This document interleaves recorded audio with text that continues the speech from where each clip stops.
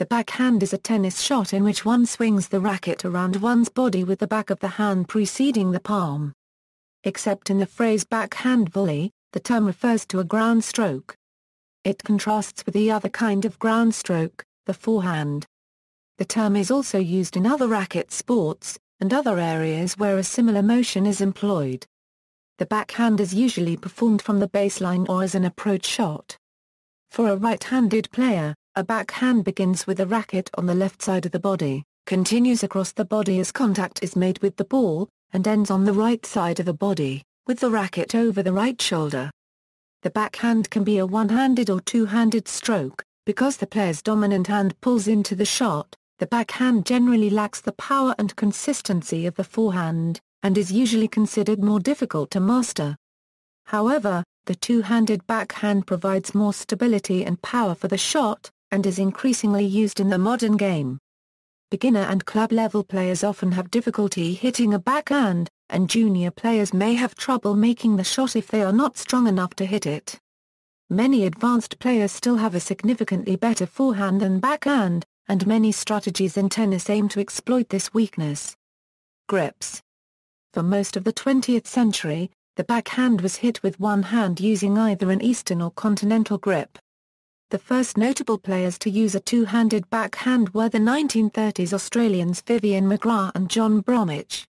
Beginning with Mike Belkin, who was the first two-handed backhand player in the United States, and Chris Evert in the 1960s, many players began to use a two-handed grip for the backhand.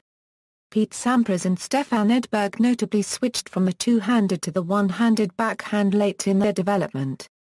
Strengths and weaknesses. Often players choose their backhand type based on their hand dominance. If the player is somewhat ambidextrous, the two-handed backhand might be best. Starting from the 1970s, many of the greatest players used the two-handed backhand, and it has become more popular on the Pro Tour, especially on the women's side. Two-handed backhands have some important advantages over one-handed backhands. The backhands are generally more accurate because having two hands on the racket makes the contact more stable. This also makes it somewhat easier to impart top spin on the ball, allowing for more control of the shot, while one-handed backhands generally require finer motor skills to generate top spin and are less consistent in longer rallies. Two-handed backhands can more easily hit higher balls.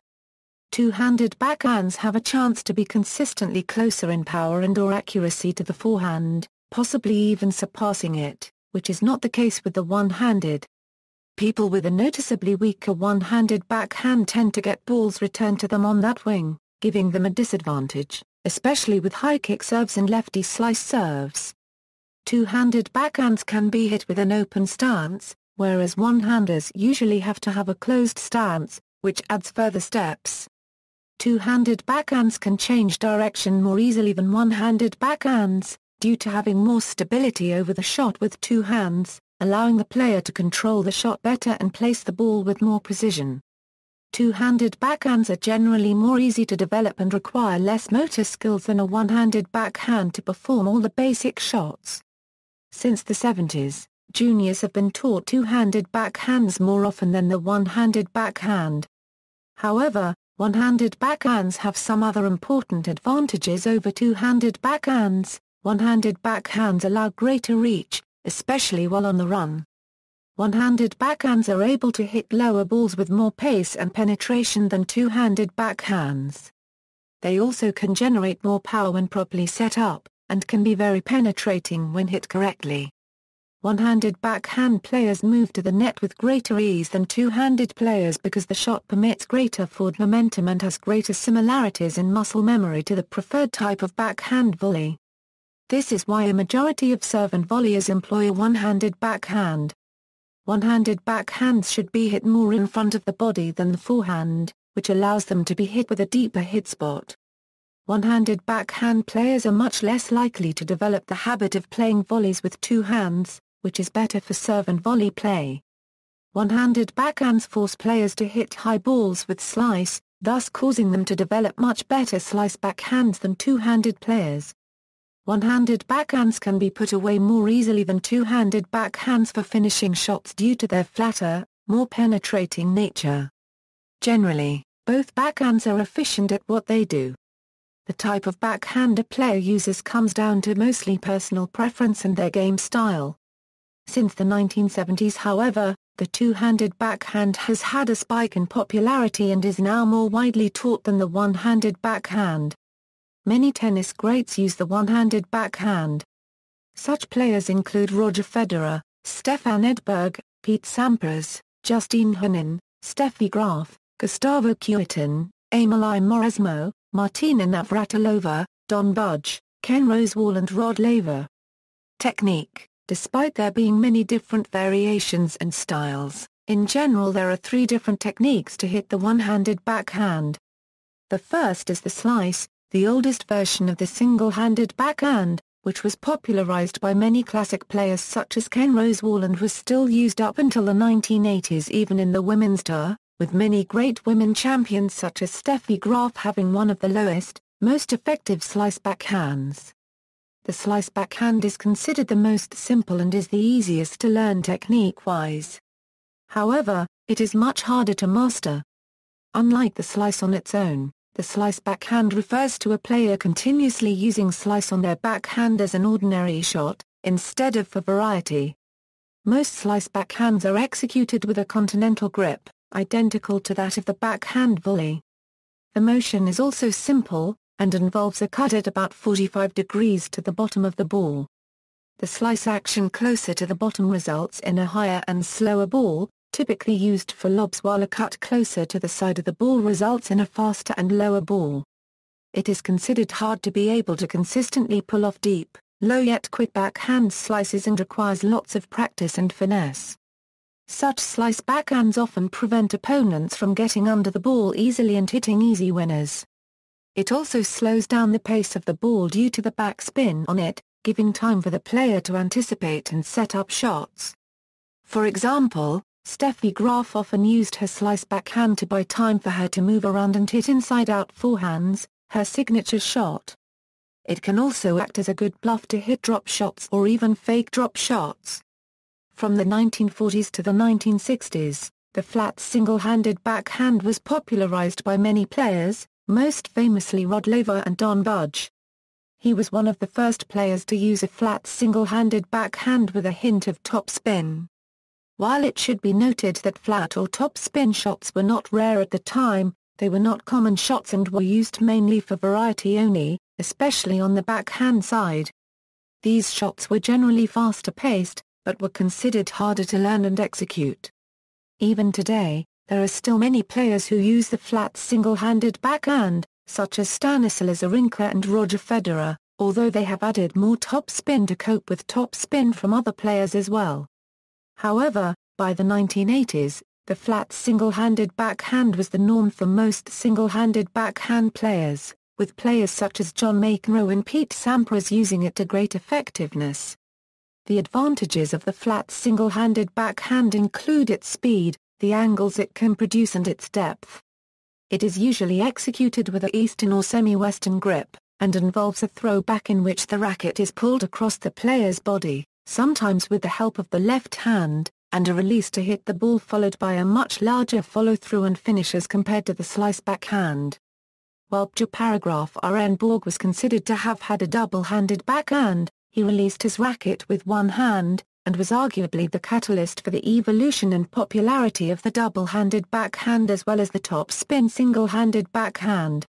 In the 1980s, when more players were using top-spin, single-handed backhand players found it more difficult to hit flat backhands due to the difficulty of neutralizing the spin. Therefore, many players incorporated much more top-spin in their single-handed backhands, which was uncommon at that time. Up till today, many players who are considered to have some of the best single-handed backhands ever, such as Richard Gasquet, use a topspin backhand. Other current players who use it include Nicola S. Almagro and Grigor Dimitrov. This helped single-handed backhand players cope with high spinning balls. The advantages of the topspin single-handed backhand include consistency, placement, the angles it can produce as well as its ability to cope with high balls. Single backhand flicks also evolved due to the popularization of the topspin single-handed backhand. Unlike the flat single-handed backhand, topspin single-handed backhands are almost always performed with a semi-western or even western grip. Richard Gasquet, who is considered to have one of the most elegant and efficient single-handed backhands, is known for his long, winding action on his backhand and his elegant follow-through. The topspin single-handed backhand is probably the hardest to learn. It involves the player employing a semi-western or western grip, and winding the racket around his body and, most importantly, bring it lower than the ball. Then, he has to hit the ball at the middle to bottom of the ball while winding his hand upwards and front of him, in a window wiper action. A mistake that is often made in this execution is not bringing the racket low enough or not having a follow-through. Many great players employ a combination of 2 or even 3 different styles. For example, Stanislas Wawrinka, who is said to have one of the most powerful single-handed backhands ever, can hit extremely flat backhands, but can also apply topspin to them. Roger Federer and Grigor Dimitrov are able to apply all 3, using the slice, flat and topspin backhands effectively. This variety makes it hard for the opponent to guess what kind of shot they are going to play. Great backhands. The player long considered to have had the best backhand of all time, amateur and professional champion Don Budge, had a very powerful one-handed stroke in the 1930s and 40s that imparted topspin onto the ball. He used an Eastern grip, and some pictures show his thumb extended along the side of the racket for greater support. Ken Rosewall, another amateur and professional champion noted for his one-handed backhand, also used a continental grip to hit a deadly accurate slice backhand with underspin throughout the 1950s and 60s. Connoisseurs of the game also rate Swede Henrik Sundström. M's one-handed backhand is technically magnificent and as powerful as many forehands, but Sundström. M's career was cut short by injury. In his 1979 autobiography, Jack Kramer devotes a page to the best tennis strokes he had ever seen. He writes, "Backhander Budge was best, with Kovacs, Rosewall and Connors in the next rank." Just in passing, the strangest competitive stroke was the backhand that belonged to Budge Patty. It was a weak shot, a little chip. But suddenly on match point, Patty had a fine, firm backhand. He was a hell of a match player. On the men's Pro Tour, dramatic changes have occurred since then. In the 1980s, many great players such as Stefan Edberg, Ivan Lendl, Henrik Sundström and John McEnroe were leading the charge with their one-handed versatile backhands. But a new wave of players, such as Jimmy Connors, RN Borg and Mats Wilander, started to show the world that two-handed backhands could also offer major advantages. Players could now increase the speed and control of their two-hander in key defensive shots, such as returns, passing shots and lobs. Since then, many players followed this trend. Among the main ones are Andre Agassi, Jim Courier, Sergei Bruguera, Marat Safin, Novak Djokovic, Andy Murray, David Nalbandian, Nikolay Davydenko, Lytton Hewitt, and Gillis Simon. However, the one-handed backhand is still used effectively by a few players like Roger Federer, Richard Gasquet, Stanislas Wawrinka, Philip Kohlschreiber, Mikhail Yuzny, Tommy Haas and Grigor Dimitrov. Justine Henin's backhand was considered on par with the men's, with John McEnroe saying Justine Henin is the best single-handed backhand in both the men's and women's game. Henin's backhand is described as a deadly weapon which is spontaneous, accurate and powerful. She can hit drop shots with her deadly backhand. On the Women's Pro Tour, one of the great rivalries of the 1980s was symbolized by two different backhand styles, Martina Navratilova's smooth one-handed sliced backhand versus Chris Evert's perfectly controlled two-handed backhand. Many different styles of backhand arose in the late 1980s, including Steffi Graf's exceptional sliced backhand, and Monica Seal's two-handed backhand, characterized by its rapidity of execution. The two-handed backhand began to gain popularity over the one-handed backhand in the 1990s. Some of the most popular two-handed backhands of the modern game include Serena Williams, Martina Hingis, Venus Williams, Maria Sharapova, Kim Clijsters, Lindsay Davenport, Lee Na and Jelena Jankovic. Jankovic is able to generate great power with a two-handed backhand that can also create angles and is currently deemed as one of the best on tour. The Williams sisters' double-handed backhand is considered one of the most powerful on tour. They can damage their opponent from any corner of the court with this backhand, being able to create angles that are much more difficult to create with a one-handed backhand. Jelena Jankovic's backhand down the line is considered to be among the best on the WTA Tour. References. External links: Herald Tribune, one-handed backhand revived.